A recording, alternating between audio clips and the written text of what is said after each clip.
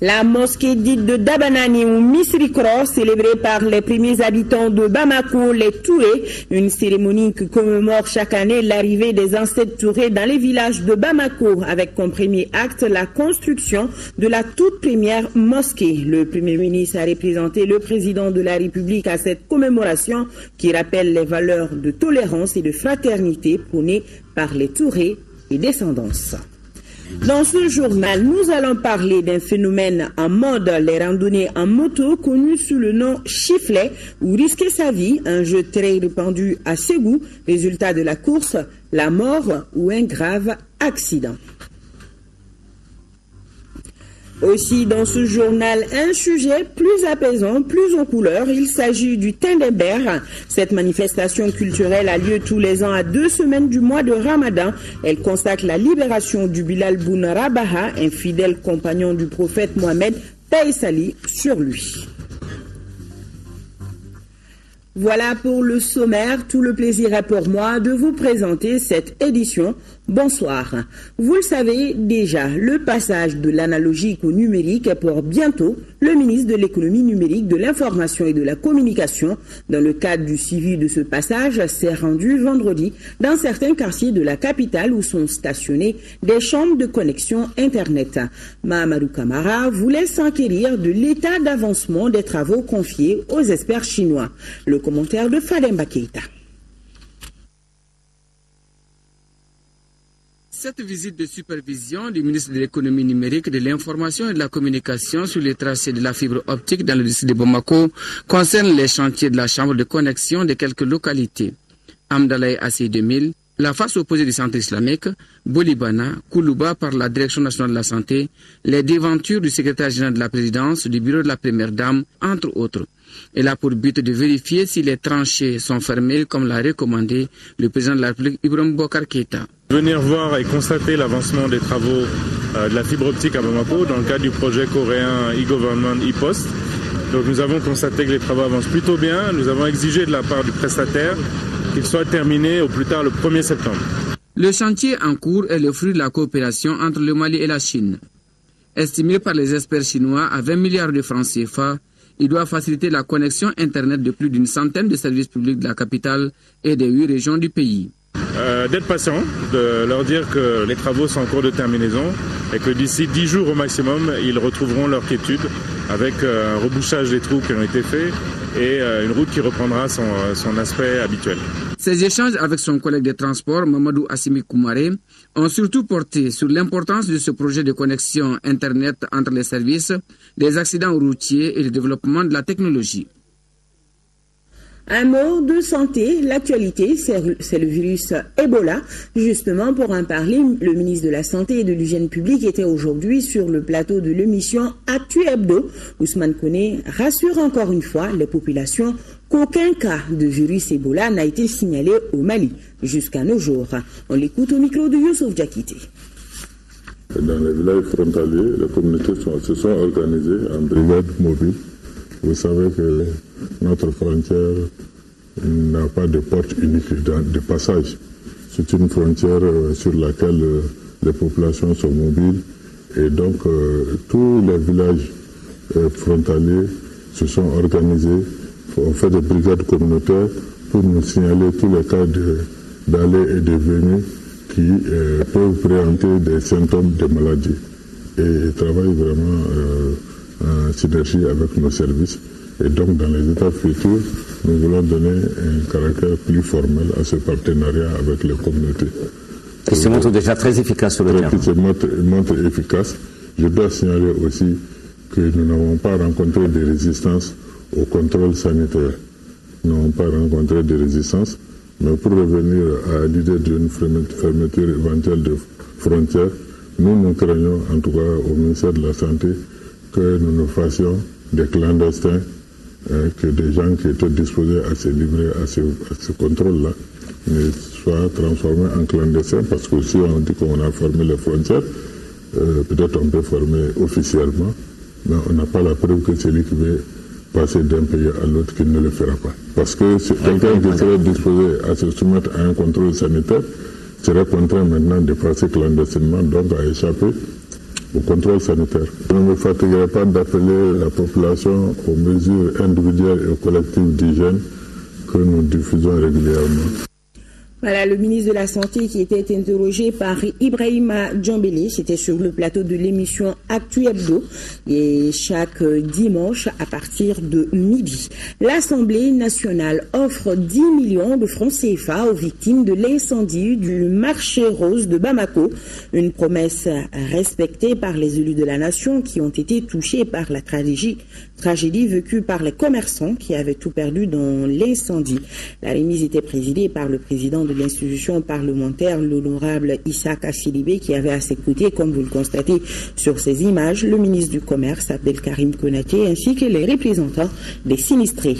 En remettant donc cette contribution, le président de l'Assemblée nationale a tenu à renouveler la disponibilité totale de son institution à soutenir les victimes et à œuvrer pour le développement des activités économiques de manière générale pour un Mali prospère et émergent. Voilà, la remise de 10 millions de francs CFA par l'Assemblée nationale. Sur un tout autre plan, la douane fait savoir les nouvelles mesures entreprises à son niveau. Ceci en raison de la crise de trésorerie qui sévit dans le pays. La Direction générale des douanes, sous l'autorité du ministère de l'économie et des finances, a renforcé son dispositif de suivi et de contrôle sur les importations de marchandises. Parmi les mesures prises figurent entre autres le respect des programmes de vérification des importations et le scanning. Pour plus de détails, suivons ensemble les explications à ce sujet de nous, Sadia Kamara, directeur des recettes et des programmes de vérification de la douane malienne. Il est au micro de Mohamed Touré. Tous les droits de douane sont ceux inscrits au tarif des douanes. Et le tarif des douanes aujourd'hui, c'est un tarif communautaire. Par contre, ce que nous déplorons un peu du côté du secteur informel, un secteur qui ne se soumet pas à l'ensemble des formalités de commerce extérieur, c'est même pourquoi on les appelle informels. Et là, cette attitude oblige le service des douanes à contrôler à fond leur opération. Et ce défaut d'aller, parce que c'est quand même une loi de l'État, il faut se le rappeler, cette infraction à une loi de l'État est réprimée par le Code des douanes. Nous avons, au niveau de notre administration, placé le niveau transactionnel à 30% de pénalité sur les droits reconnus. Le scanning, tout comme le PVI, c'est une loi de l'État qui l'institue. C'est-à-dire qu'au Mali, toute marchandise qui entre, en tout cas par rapport aux axes principaux de décès du pays, par caille, par Sikasso, par courrier, il y a des scanners. Les scanners sont placés à ces niveaux-là, qui contrôlent la marchandise. La suspicion induit au niveau du dédouanement une procédure. Parce que là, les contrôles doivent être beaucoup plus approfondis. Ce contrôle devra se faire forcément dans la cour de la douane ou dans un magasin air de dédouanement, mais non pas à domicile de l'importateur. Voilà encore une mesure qui n'est pas très bien acceptée par les opérateurs du secteur informel, quand bien même la suspicion est très souvent là. Et là, il y a une pénalité, c'est toujours assorti de répression d'une pénalité aussi. Mais toutes les fois qu'il y a violation de ces dispositions, du PV et du scanning, l'administration des douanes se fait le droit de réprimer, de redresser à hauteur de 30%. Il n'y a pas eu d'augmentation. La douane ne saurait augmenter les droits de douane. Voilà, et ce communiqué, le président de l'Assemblée nationale porte à la connaissance des honorables députés qu'une séance plénière de la session extraordinaire en cours se tiendra demain lundi 25 août 2014 à partir de 16h dans la salle Modibo Keïta. L'ordre du jour porte sur des délibérations sur un projet de loi intéressant la vie de la nation. Le président s'est compté sur la présence effective des honorables députés. Cérémonie commémorative de l'arrivée de l'aïeul des Touré à Bamako, c'était ce matin, et c'est le Premier ministre qui a représenté le président de la République à cette cérémonie. Ibrahim Boubacar Keïta, selon Moussa Mara, apporte son soutien aux valeurs de tolérance, de fraternité qui sont prônées par l'ancêtre des Touré et célébrées par sa descendance. L'extrait est recueilli par Lamine Tchekoura Koulibaly.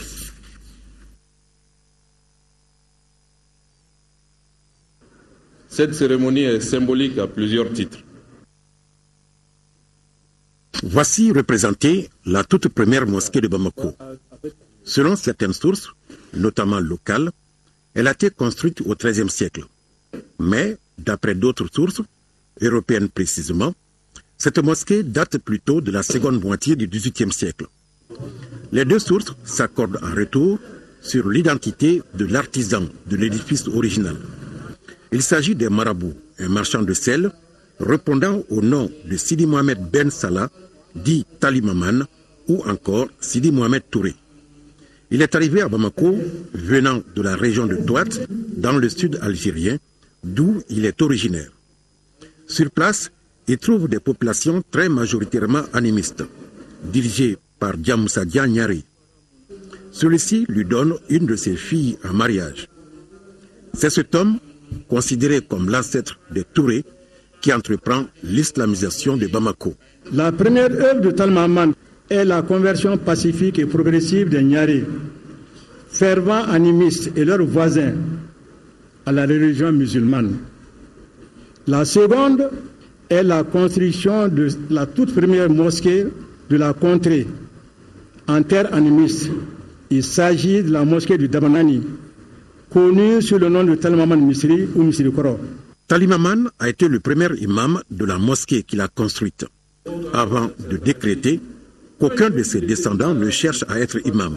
C'est ainsi que Massiré Korobara, venu de Sansandeng, sera désigné plus tard imam.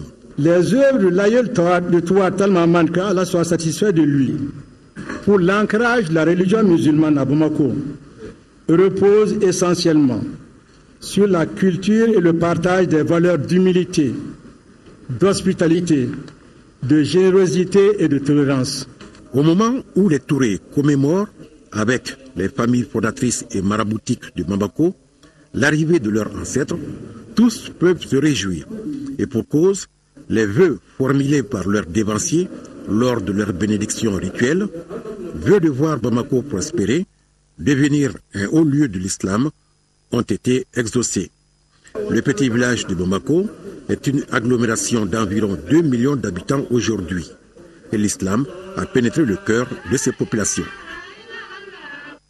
Voilà, c'était plutôt là l'historique de la construction de la mosquée dite de Dabanani ou Misrikro. La famille fondatrice de Bamako commémore chaque année l'arrivée de son ancêtre dans le village de Bamako. Et ce matin, la célébration a eu une note spéciale. De nombreux fidèles, comme vous l'avez vu dans l'élément avec à leur tête le Premier ministre, ont prié pour le retour de la paix dans notre pays. On écoute Moussamar. Cette cérémonie est symbolique à plusieurs titres. La première symbolique, c'est l'entente entre les communautés. Une entente qui n'est pas basée sur la religion, une entente qui n'est pas basée sur la couleur, une entente qui n'est pas basée sur la provenance, mais une entente qui est basée sur la fraternité humaine.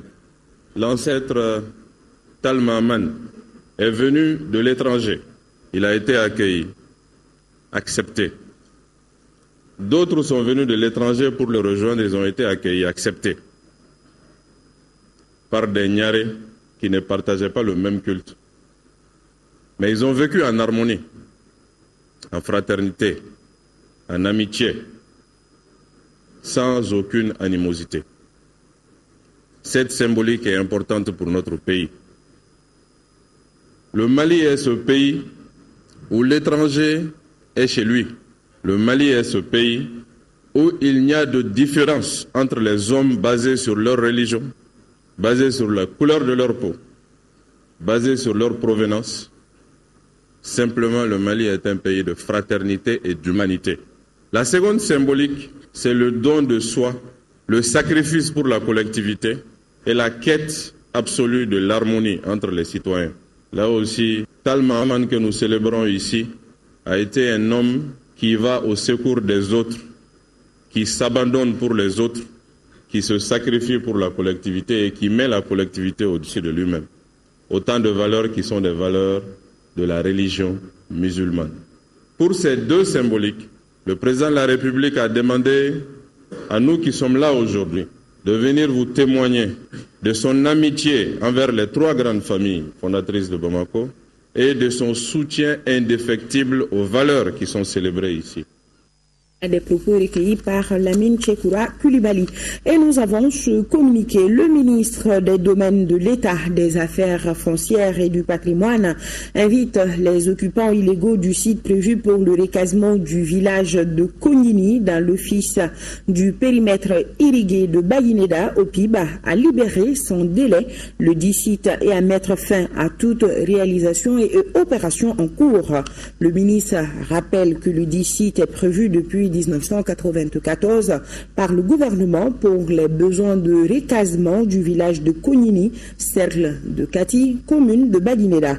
L'occupation illicite du domaine privé immobilier de l'État étant un délit, article 25 du Code domanial et foncier, les contrevenants s'exposeront aux sanctions prévues par la réglementation en vigueur.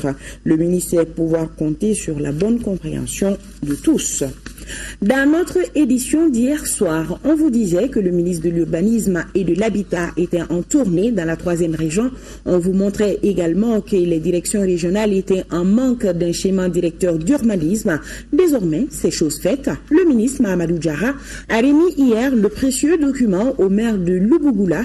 La commune rurale disposera de ce schéma directeur d'urbanisme pour 20 ans. Nos envoyés spéciaux, Daouda Sidiki Diarra et Mamadi Sidibé, étaient témoins de la cérémonie. Outil de gestion urbaine, le document du schéma directeur d'urbanisme qui vient d'être remis au maire de Loubougula vise l'amélioration du cadre de vie des 6823 habitants que compte cette ville. Cela à travers la promotion d'un développement local et une cohérence spatiale renforcée. C'est la première fois, et c'est une chance pour Loubougula, que la Direction nationale de l'urbanisme et de l'habitat procède à la remise solennelle après explication et affichage du plan sectoriel urbain de développement d'une ville, d'une commune. En le faisant, nous avons estimé changer de paradigme. Nous avons estimé utile que les populations réunies en un seul et même endroit puissent découvrir la réalité que recouvre un schéma directeur, de manière à ce qu'elles se l'approprient, puisque c'est leur instrument, c'est l'instrument de développement de demain. Le schéma directeur d'urbanisme de la ville de Loubougula et environ a été approuvé et rendu exécutoire pour une durée de 20 ans, 2013-2033, par le Conseil des ministres. Ce schéma directeur prend en compte plusieurs aspects. On a prévu ce qu'on appelle des zones commerciales, des zones de bureaux, des zones artisanales, des zones de petites et moyennes industries. La commune de Loubougla, forte de 35 villages, est peuplée de 32 505 habitants. Elle couvre une superficie de 1500 km². Pour se rappeler du vieux temps, en vrai fils du terroir et citoyen d'honneur de la ville de Loubougla, le ministre a dansé au rythme du balafon en exhibant des pas inédits. Le ministre du Développement rural poursuit sa tournée en 4e région. À Ségou et à San, Bokari Treta a parlé de l'état de la mise en œuvre des plans de campagne agricole 2014-2015. Il a aussi partagé avec les producteurs et l'encadrement la vision du département dans le cadre d'un développement harmonieux et intégré du monde rural. Le reportage de Candicila. Pour cette visite du ministre du Développement rural dans la zone Officerie Ségou, c'est le site du projet d'appui au développement rural de Tienkonou et de Tamani, PADER TKT, qui a été le premier centre d'intérêt de Bokari Treta. Ici, les travaux qui concernent l'aménagement de 1271 hectares à maîtrise totale de l'eau dans le casier de Dioro sont en cours. L'enveloppe alliée à ce projet par le gouvernement malien et la Banque islamique s'élève à près de 15 milliards de francs CFA. Je voudrais bien espérer que les producteurs du Djouro, en tout cas de ce périmètre-là, vont pouvoir exploiter ces périmètres pour la campagne, au moins c'est la contre-saison 2015-2016 et la véritable saison 2016-2017. Pour ce qui concerne le plan de la campagne 2014-2015, l'Officerie Ségou mise sur une production de 168 453 tonnes, toutes céréales confondues. À ce jour, selon le directeur général Mamadou Kamara et les producteurs rencontrés, toutes les dispositions sont prises pour l'atteinte de cet objectif. Le ministre du Développement rural a mis à profit ces rencontres à Djoro et à Ségou pour faire quelques cadrages par rapport à la vision du département. Nous sommes en train de nous investir pour que du niveau national, où non seulement cette vision est partagée et mise en œuvre, vraiment donc nous voulons trouver son reflet au niveau régional, et au niveau local, et nous avons envie de poursuivre jusqu'au niveau communal. À 100, le ministre Tereta a également rencontré l'encadrement et les producteurs de l'association des riziculteurs de la plaine aménagée de 100 Ouest Arpazo. Tout en prenant bonne note des différentes préoccupations, le ministre a surtout instruit la gestion efficiente de la plaine. Lancement d'un nouveau projet en faveur de nos compatriotes déplacés du Nord à Ségou, dénommé rétablissement d'urgence. Le projet veut renforcer la capacité d'autoprise en charge des populations déplacées du Nord par la restauration de leur productivité agro-pastorale. Le compte-rendu de Sibiri Konaté avec la voix de Honoré Chino. Le tout nouveau projet qui s'étendra sur 8 mois tentera d'abréger les souffrances des populations déplacées et celles de leurs tuteurs du cercle de Ségou. Cela à travers leur prise en charge dans le domaine de l'élevage et de l'agriculture. C'est un projet d'urgence financé par la FAO pour les déplacés du Nord dans la région de Ségou. Ils doivent recevoir le renforcement des capacités, c'est-à-dire la formation par rapport à ces deux volets. Il y aura un suivi par nos animateurs sur le terrain. Cette nouvelle initiative concerne 2250 bénéficiaires, dont 1000 en maraîchage et 1250 en élevage dans le cercle de Ségou. Il s'agit entre autres de la commune urbaine de Ségou, des communes rurales de Sébougou, Pelengana et Markala. Tuteurs et déplacés ont reçu des semences maraîchères, des outils agricoles, des engrais, des kits vétérinaires et nutritionnels, d'où la joie des bénéficiaires. Je suis très contente pour tous les êtres déplacés, car KSC et FAO aujourd'hui nous a remis des matériels pour le maraîchage et des kits pour nos bétails. Le représentant de la FAO, Séan Doumbia, a réitéré au gouvernement malien tout l'intérêt que son institution porte à la poursuite de la promotion de la coopération avec le Mali. Il dira enfin que le présent projet d'un montant estimé à 665,4 millions couvre les régions de Mopti et de Ségou pour 5000 ménages bénéficiaires. En deuxième région, fin de la mission de supervision de la campagne agricole, la mission a constaté un état végétatif satisfaisant des champs estimés à 8084 000 hectares, ce qui équivaut à 90% de réalisation par rapport aux prévisions. Les précisions, c'est avec Brahima Kouni. Les secteurs agricoles de Kati et de Kolokani ont été parmi les zones visitées par la mission de supervision nationale de la campagne 2014-2015. Globalement, cette campagne semble prometteuse dans la région de Koulikoro en dépit de l'irrégularité des pluies pendant les mois de juin et juillet. Globalement, nous sommes à 884 000 hectares de réalisés, ce qui représente à peu près 90% des réalisations par rapport à nos prévisions. Et l'aspect des cultures vraiment en cette période est bon dans l'ensemble. Nous sommes dans le secteur de Kati, précisément à Dialakourouba, dans le champ de Bassidi Samake. La superficie emblavée est environ 18 hectares, toutes cultures confondues. Dans ce champ, tout comme dans celui de Sekou Abdelkader Tangara à Sanakourouba, le mil, le petit mil, le sorgho, le maïs, le niébé et l'arachide sont visiblement satisfaisants.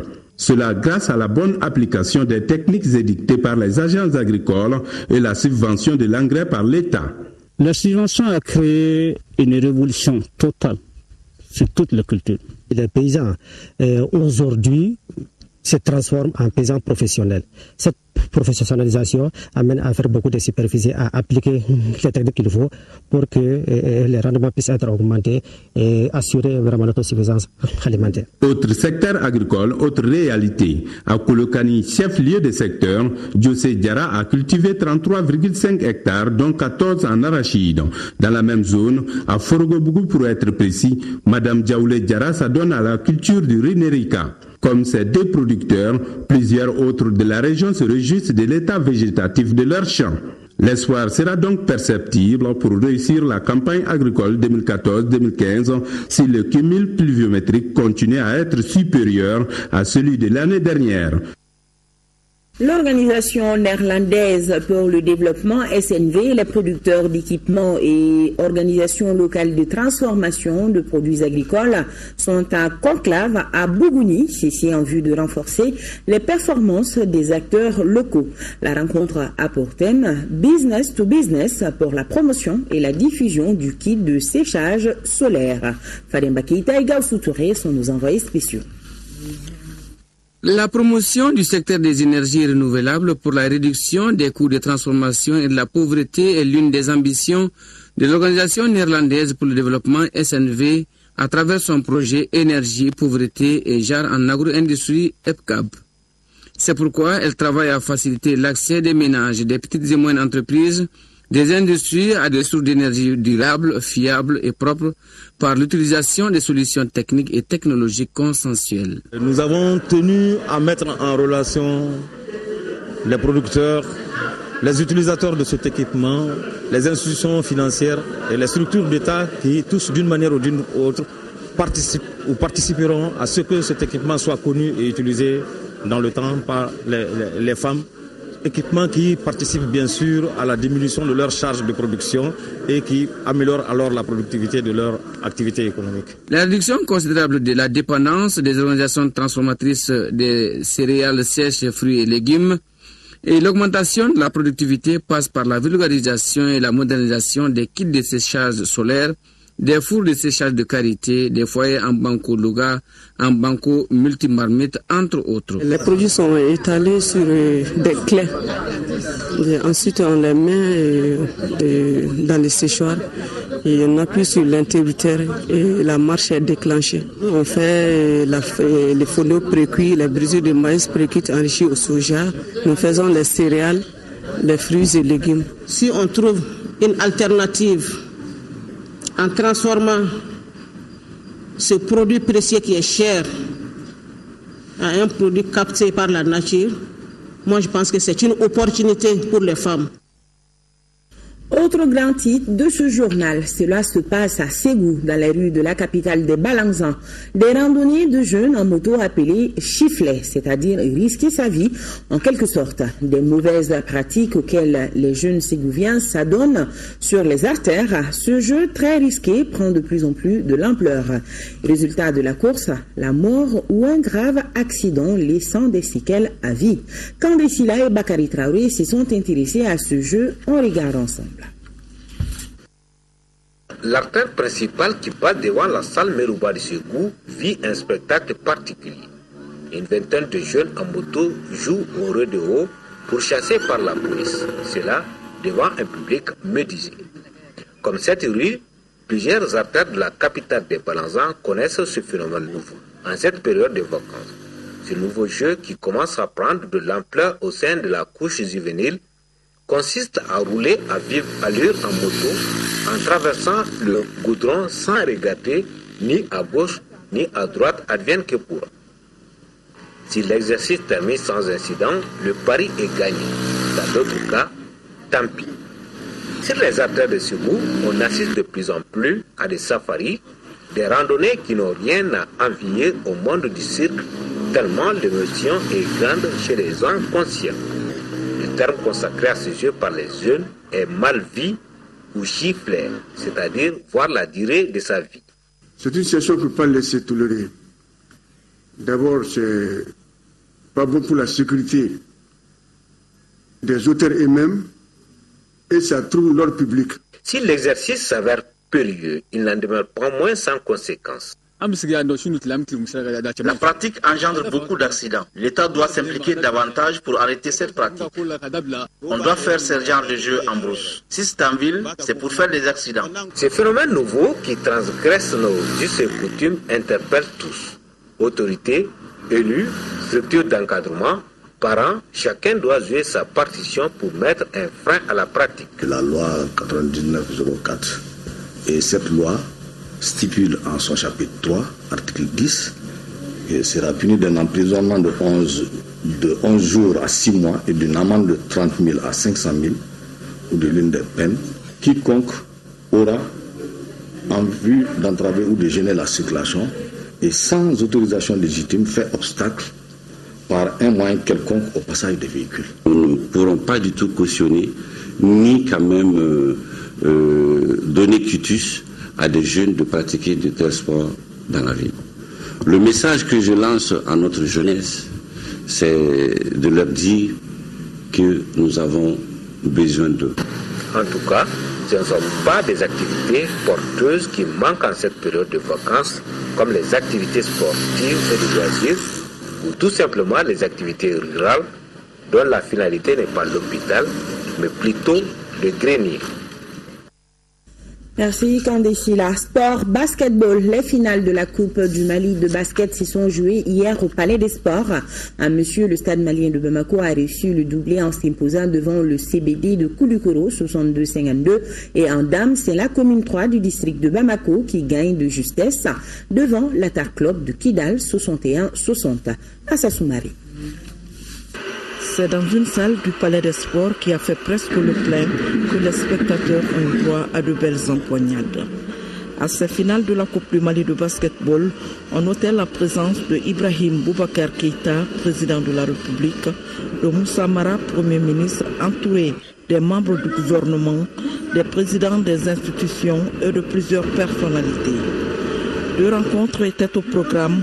Centre Bitou d'Ambélé, CBD de Koulikoro, stade malien en bleu chez les messieurs et chez les dames, commune 3 du district de Bamako, Atar Club de Kidal en rouge.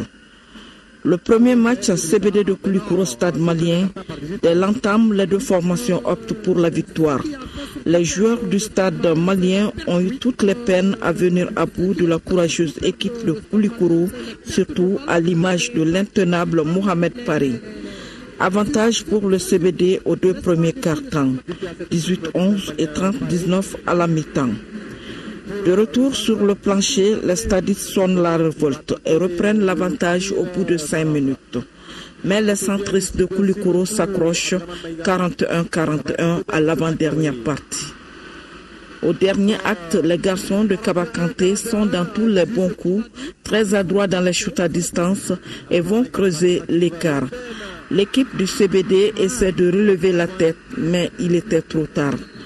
L'expérience aidant, le stade malien termine de façon éprouvante et arrache la victoire 62-52. Chez les dames, commune 3 Atar Club de Kidal en rouge a été le match de tous les suspens. Une finale inédite, c'est la première fois dans l'histoire du basketball malien. Ces deux formations jouent une finale de Coupe du Mali.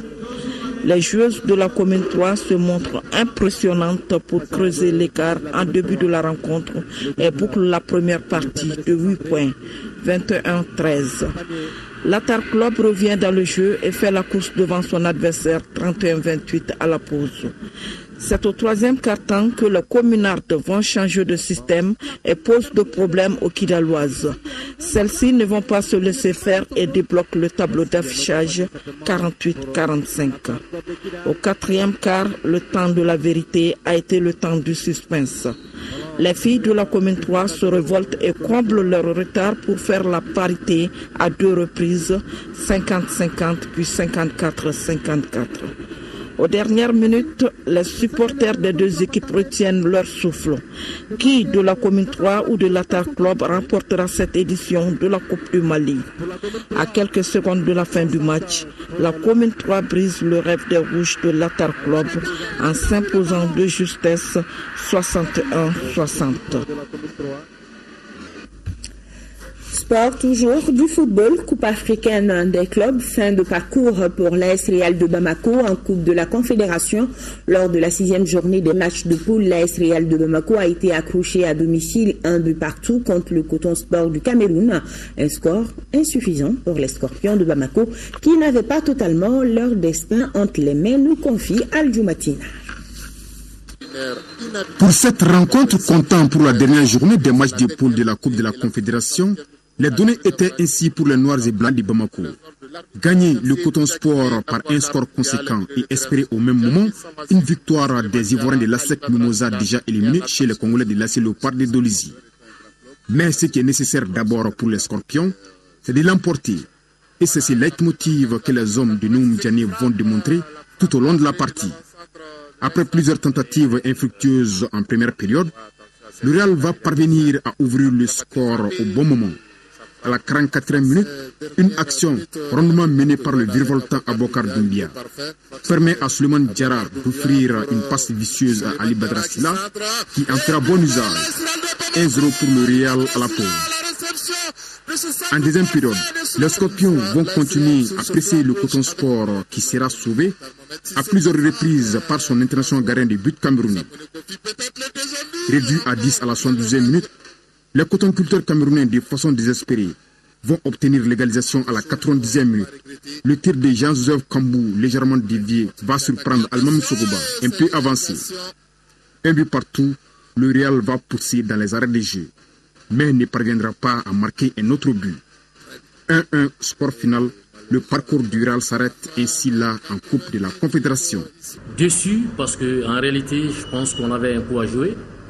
Mais vous savez, les compétitions majeures, ce n'est pas toujours les meilleurs joueurs, les meilleures équipes qui remportent la Coupe, ça arrive. Ça arrive souvent, mais souvent les meilleurs ne remportent pas.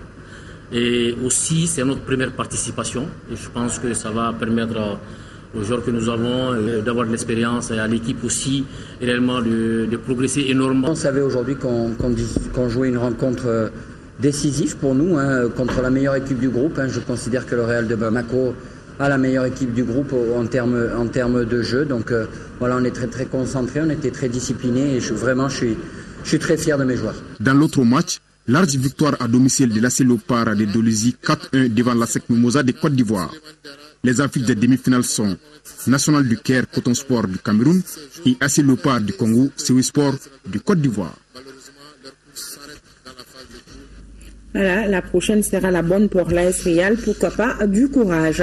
Ouvrons à présent la page culture de ce journal. D'abord, le retour au bercail de l'artiste musicien Omar Konaté. Après une longue tournée dans plus de 20 États américains, Omar Konaté marque ce comeback par la présentation hier après-midi de son deuxième album intitulé Ado, où les larmes de regret des mères qui sont contre la scolarisation de leurs filles en langue soraya. C'était au cours d'un concert dédicace qui avait pour cadre Magic Cinéma ex-Babemba de Bamako.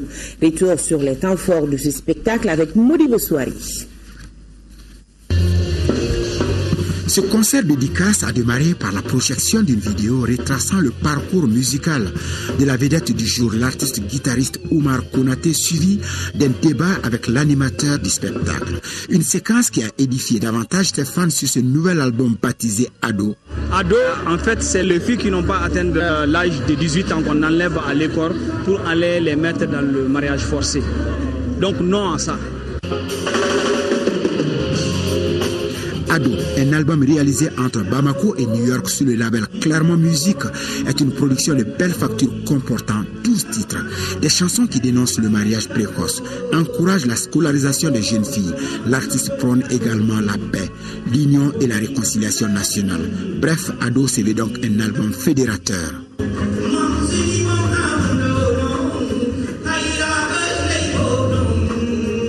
Depuis 2004, je faisais la préparation de l'album.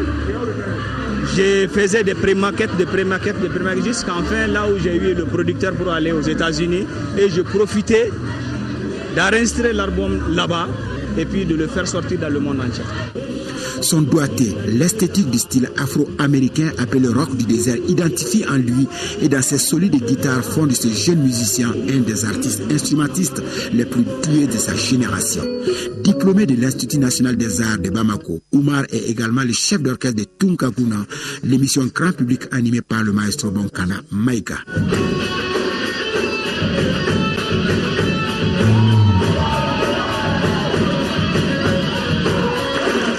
Après ce concert, Omar Konaté est attendu début septembre à Los Angeles pour la deuxième étape de sa tournée américaine entamée il y a 3 mois.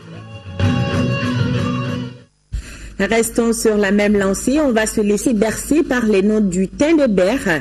Cette manifestation culturelle qui a lieu tous les ans à 2 semaines du mois de Ramadan. Elle est la célébration de la date anniversaire de la libération de Bilal Bounarabaha, un fidèle compagnon du prophète Mohamed, paix et salut sur lui. Après un temps d'absence, le Tindéber a été célébré cette année par les populations de la Cité du Savoir, en particulier par ceux du quartier d'Abaradjou. Le dossier culturel est réalisé par Cheikh Oumar Sangaré avec le concours de Yaya Tandina et de Namori Cheikh Diabaté.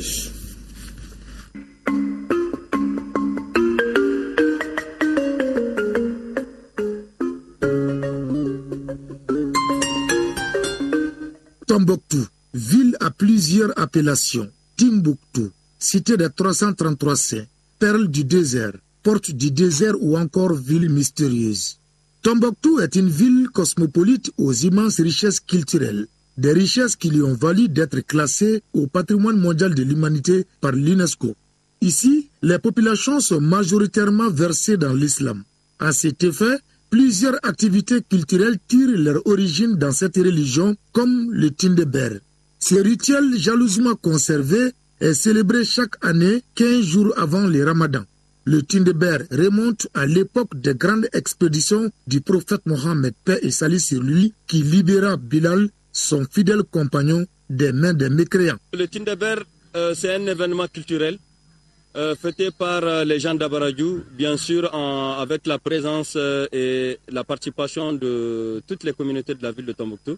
Le Tindeber est un mot soraï signifiant le grand mortier.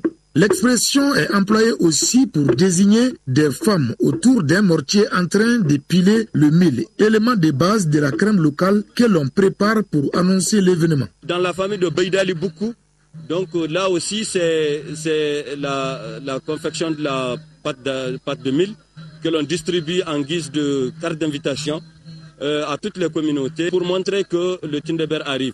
La fête de Tindeber dure 3 jours, du 13e au 15e jour du mois. Pendant cette période, les populations vivent au rythme de la communion, des échanges interfamiliaux et intercommunautaires. Le dernier jour de la fête est marqué par une manifestation folklorique au son du tambour confectionné pour la circonstance.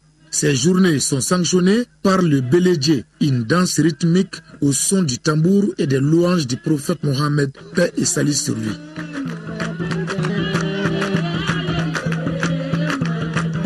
Avant le crépuscule, la foule accompagne la Ouidje pour lui rendre hommage et saluer son engagement pour la défense de la cause des femmes au sein de la communauté. Et après le Beledje, nous allons accompagner la marraine des communautés, c'est-à-dire la chef spirituelle des femmes de la communauté, à sa famille pour lui souhaiter une bonne année. Il s'agit de quelque chose qu'on a trouvé chez notre grand-parent. Donc maintenant, on célèbre ça chaque année. Si Dieu a montré ça. Voilà, c'est ça qu'on est en train de faire cette année.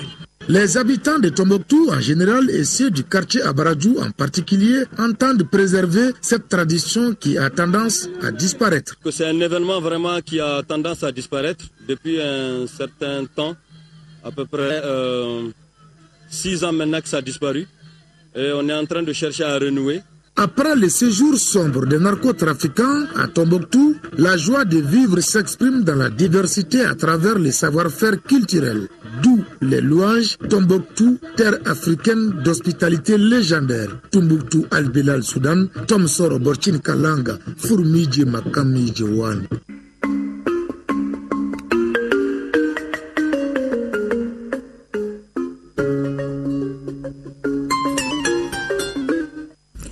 Abori Cheikh Mar, voilà le Mali dans toute sa diversité. Point final à cette édition. Demain, retrouvée pour les éditions matinales à Mara, Mali Diallo, et celle du soir sera une présentation de Aoui Touré. Tout à l'heure, la météo avec Aïssata Kamara. Excellente suite de programmes sur votre télévision nationale.